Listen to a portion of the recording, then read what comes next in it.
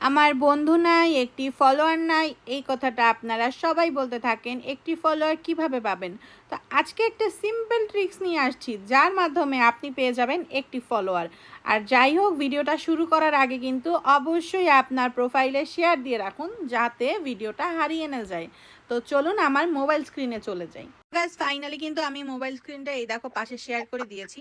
দেখো আমি এখানে কিন্তু আমার ছবিতে যারা হচ্ছে কমেন্ট করেছিল তাদেরকে রিপ্লাই কমেন্ট করছি আর রিয়াক্ট দিচ্ছি।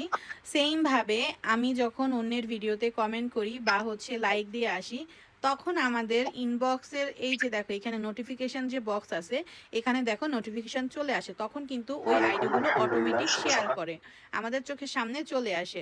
সো এই যে দেখো এখানে আমার সামনে কিন্তু সব আইডিগুলো চলে আসছে। এভাবেই তোমার নোটিফিকেশন কিন্তু তোমার বন্ধুদের পরিবারে চলে যাবে, আর সেটা দেখেই তোমার বন্ধুরাও তোমার পরিবারে চলে আসবে। আর ঠিক এই জন্যই কমেন্ট করা, রিপ্লাই কমেন্ট করা সব থেকে জরুরি, এবং এর মাধ্যমেই এই একটা ট্রিক্স ফলো করলেই তুমি কিন্তু বন্ধু বাড়িয়ে নিতে পারবে।